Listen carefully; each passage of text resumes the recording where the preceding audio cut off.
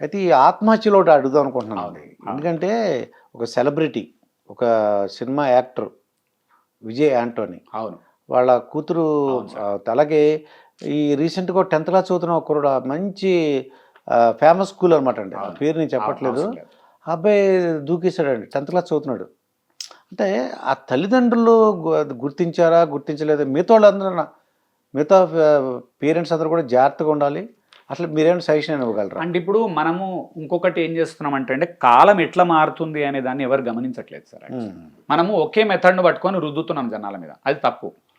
మా మా తాత కాలం ఏదైతే ఉందో, అంటే బేసిక్గా ఒక 40 ఏళ్ల కిందికి తీసుకుంటే తాత వాళ్ళ కాలంలో agriculture was major habit, food అంతే, అగ్రికల్చర్. నాన్న టైంకి వచ్చేసరికి, మా నాన్న రిటైర్డ్ టీచర్, ఇప్పుడు 65 ఏజ్. నాన్న టైంకి వచ్చే వరకు more of job culture. Okay కదా. మా అప్పటికి వచ్చేసరికి ఏంటంటే సార్ సాఫ్ట్వేర్ కల్చర్. సో ఏమైంది, ఫస్ట్ అగ్రికల్చర్, సెకండ్ ఇండస్ట్రీస్ అంటే జాబ్స్, థర్డ్ సాఫ్ట్వేర్, ఫోర్త్ ఇప్పుడు వచ్చింది సోషల్ మీడియా యుగం. ఓకే. సో మారుతున్న కాలానుగుణంగా పిల్లలు మారుతుంటారు, సొసైటీ మారుతుంటది, వ్యవస్థ మారుతుంటది. కానీ మారుతున్న కాలానుగుణంగా మనం మారట్లేదు, మనం మారతలేం. ఇప్పుడు అదే అంటున్నాను, నాన్న టైంలో జాబ్ చేయి అని వాళ్ళ నాన్న చెప్పినాడు, మా తాత నాన్నకు చెప్పిండు జాబ్ చేయి, నువ్వు చదువుకో, అది correct. That time it was famous. Okay. మా టైము నువ్వు సాఫ్ట్వేర్లకు ఎక్కాలి, దట్ వాస్ కరెక్ట్. ఓకే. ఇవాళ సోషల్ మీడియా యుగంలో గమ్మత్ ఏంటంటే పిల్లవాడికి అసలు యాక్చువల్ ఏమవుతుంది అనేది గమనించట్లేదు ఎవరు. తాత ఫుడ్ పెట్టిండు, తండ్రి బట్ట ఇచ్చిండు, టీవీ కొని ఇచ్చిండు, ఇంట్లో స్కూటర్ కొన్నాడు తండ్రి. ఆ తర్వాత సాఫ్ట్వేర్ యుగం వచ్చిన తర్వాత కార్ వచ్చింది, టీవీ ఎల్ఈడీలు వచ్చినాయి, ఇంటర్నెట్ వచ్చింది, కంప్యూటర్ వచ్చింది, మొబైల్ వచ్చి అన్ని వచ్చినాయి. ఇవాళ పిల్లవాడికి తెలుసా ఏం కావాలని అడిగితే వాడికే తెలియదు ఏం కావాలి. అది ఈ కాలంలో నేనేమంటున్నా, ముందు పెంచిన విధానానికి ఇప్పటికి డిఫరెన్స్ రావాలి తల్లిదండ్రులలో. ఓకే. తల్లిదండ్రుల దగ్గరనే అవగాహన లోపం ఉంది, ఇంత డెప్త్ నాలెడ్జ్ వాళ్ళ దగ్గర కూడా లేదు కొందరి దగ్గర. ఇప్పుడు ఈ యుగాలు ఇట్లా ఉంటాయి, ఇట్లా మారింది, ఇదైంది లేదు ఎవరికి. అందరు ఏంది పక్కోడు ఏం చేస్తున్నావు నువ్వు చెప్ప. అయితే ఇప్పటి కాలంలో నేను ఎందుకు ఈ పాయింట్ చెప్తున్నా అంటే, ఇప్పటి కాలంలో ఉన్న ఒక ఇంపార్టెంట్ ఆస్పెక్ట్ ఏంటంటే, మేం పెరుగుతున్నప్పుడు ఏం నేర్పించారంటే, ఫెయిల్ కావద్దు, జాబ్ తెచ్చుకొని నేర్పించినారు. ఓకే కదా. ఒకటి ఎవరు నేర్పలే ఇప్పటిదాకా, ఫెయిల్ అవుతే ఏం చేయాలనే విషయం ఎవరు నేర్పలేదు. అది అపజయం పొందినప్పుడు ఏం చేయాలి అది నేర్పలే ఎవరు. పాసే నేర్పినావు నువ్వు నాకు. ఓకే. పాస్ అయితే ఏంది అనేది చెప్పినావు నాకు, ఫెయిల్ అయితే ఏందో నువ్వు నాకు చెప్పలేదు. రెండోది, ఫెయిలే కావద్దు సబ్ కాన్షియస్ మైండ్ లో నింపేసినారు నాకు. ఇలా నా ప్రాబ్లం ఏంటంటే, చదివిన కష్టపడ్డా, ఏదో సహవాస దోషం అనుకోండి, ఇంకోటి అనుకోండి, నా దురదృష్టం అనుకోండి, కొన్నిసార్లు పేపర్ మిస్ అయ్యి కూడా నేను ఫెయిల్ అయి ఉంటా. అని ఇవాళ నా ప్రాబ్లం ఏం తెలుసా, తెల్లారితే నేను సొసైటీని ఎట్లా ఫేస్ చేయాలి, నాన్న తిడతాడు, అమ్మ తిడుతుంది, సొసైటీ తిడుతుంది నన్ను, ఇప్పుడు నేను ఎట్లా ఫేస్ చేయాలి, ఇక నా శరణ్యము చచ్చిపోవుడే అని అనుకుంటుండేవాడు. కానీ మీ అందరి తల్లిదండ్రులు నేను అడిగే క్వశ్చన్ ఏం తెలుసా, ఒక్క సంవత్సరం ఫెయిల్ అయితే ఏం పడిపోతుంది అండి, ఏం పడుతుంది నాకు చెప్పండి.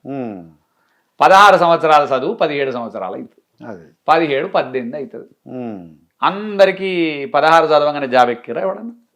2-3 సంవత్సరాలు గ్యాపులు లేవా? ముందు వచ్చింది అనుకున్నాం. నేనేమంటా, అట్లని వాళ్ళని ఫెయిల్ కమ్మని చెప్పట్లే నేను, కానీ ఫెయిల్ అయి ఫస్ట్ కష్టపడ్డాడు, అంత కష్టపడ్డాడు, పాస్ అయ్యిండు, నో ప్రాబ్లం, దానికి మాటలు లేవు. ఫెయిల్ అయినాడు అనుకోండి, ఇమ్మీడియట్గా తల్లిదండ్రులు వాడిని కాపాడాల్సి వస్తుంది. అది సొసైటీ ఎట్లా ఉండనియండి, గార్డ్ తల్లిదండ్రులు చేయాలి ముందు ఫట్న వాడిని. అది ఎందుకంటే ఇప్పుడు ఈ డేంజర్ లో ఉన్నాడు వాడు, నువ్వేం పర్లేదు నాన్న భరోసా ఇవ్వాలి. ఎవరు సార్, ఒక్క తండ్రి తల్లి నువ్వేం భయపడకరా, చదవలేదు ఏదో అయింది, పోయినావు కదా, ఇంకొక సంవత్సరం చేద్దాం ఎందుకంటే చచ్చిన పాము చంపకూడదు. అదండి కరెక్టే. అక్కడ అనవసరంగా వాడిని మళ్ళీ, అంటే నువ్వు ఈయన ప్రాబ్లం ఏం తెలుసా, తండ్రిది, పక్కింటోడు ఎక్కిరిస్తాడు, నేను టిప్పు సుల్తానా భయ ఎక్కిరిచేతుంది ఎంతగానో నువ్వు, నీకేం పోతుంది. ఫెయిల్ అయ్యిండు, అవునయ్యిండు, నెక్స్ట్ ఇయర్ పాస్ అయ్యిండు. నేను మీకు చెప్పానా, మేము మా ఫ్రెండ్స్ అందరిని తీసుకుంటే నా ర్యాంకు 28 స్కూల్లో, 25, 26, 27 నా జీవితంలో 10th క్లాస్ లోపల, నా బతుకులో 10th ర్యాంక్ లోపల కూడా రాలేను. ఎందుకు, నవోదయ స్కూల్ అందరు ఇంటెలిజెంట్లు, అప్పటిదాకా ప్రైమరీ స్కూల్లో 5th క్లాస్ వరకు నేను నంబర్ 1 టాప్, ఓకే. ఈ నవోదయకి ఎంటర్ అయిన తర్వాత నా ర్యాంక్ 25, 26, 27, 28 ఇంతే. ఎన్నాడు అసలు 20 లోపలికి కూడా వచ్చినట్టు నాకు గుర్తులేదు, నాకు తెలుసు. ఓకే. 12th క్లాస్లో 5th ర్యాంక్, అది హైయెస్ట్ నాది గ్రేడ్. అంటే ర్యాంక్స్ ఒక్కటే కాదు, మార్కులు ఒకటే కాదు, ఈ పిచ్చి వదలండి ఫస్ట్.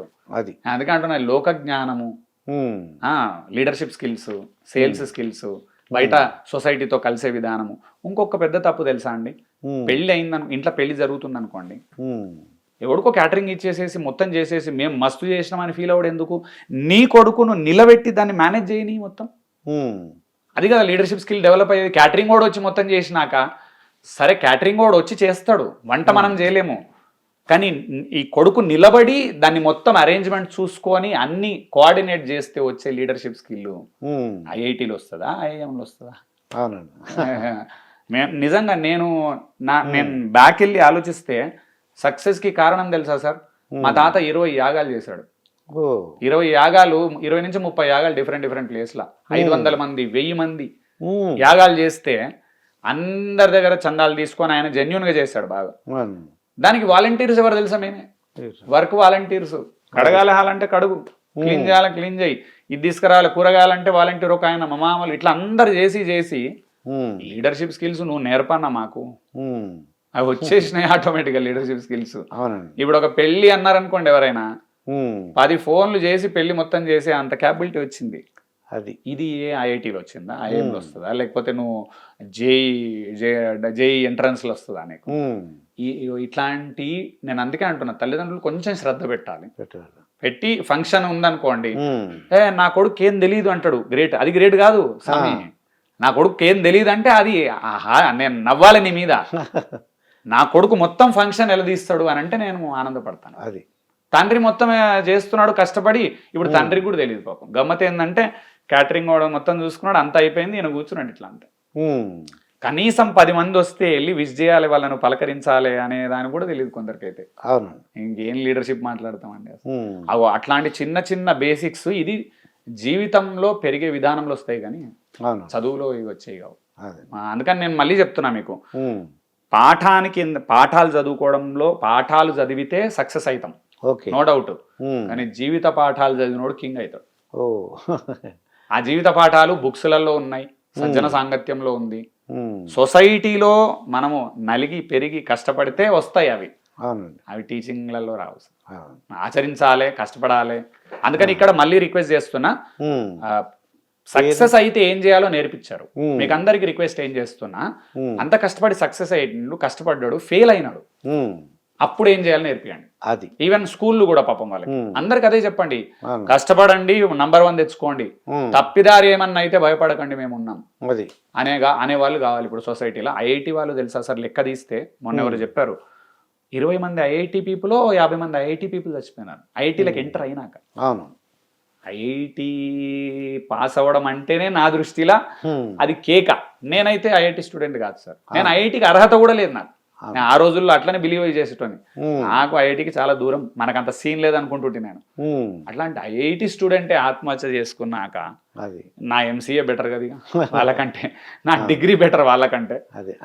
అంటే ఫెయిల్యూర్ ని ఎలాగా హ్యాండిల్ చేయాలి తెలుసుకోవాలి. రెండోది, ఫెయిల్ అయిన పర్సన్ ను మనం ఇంకా చంపకూడదు, సేవ్ చేయాలి సొసైటీ నుంచి. అదొక్కటి.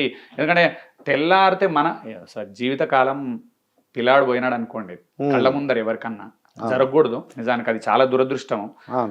పెంచిన పిల్లాడు కళ్ళ ముందర కనుక పోతే, అందుకని నేను అదే అంటున్నా, కష్టపడాలి, సక్సెస్ మార్గం చూపించండి, కానీ ఫెయిల్యూర్ వస్తే కూడా ఏం చేయాలి, ఎట్లా తట్టుకొని నిలబడాలి అనేది నేర్పించండి.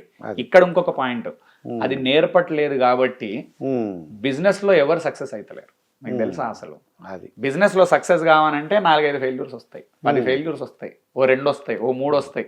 ఎవ్రీ స్టెప్ దగ్గర ఫెయిల్ అవుతాం. కానీ ఫెయిల్ అయితే బాధపడకు నాన్న, లేచి నిలబడు అని కనుక నేర్పించుంటే బిజినెస్ లో హెల్ప్ అయ్యేది. ఇప్పుడు అందుకని అది రెండిటికి రిలేటెడ్, జీవితానికి రిలేటెడ్, బిజినెస్ కి రిలేటెడ్. సో అదొక పాయింట్ మనం గమనిస్తే చాలు సార్. ఇదండి శ్రీపాద రామ్ గారితో ఇంటర్వ్యూ జరిగింది.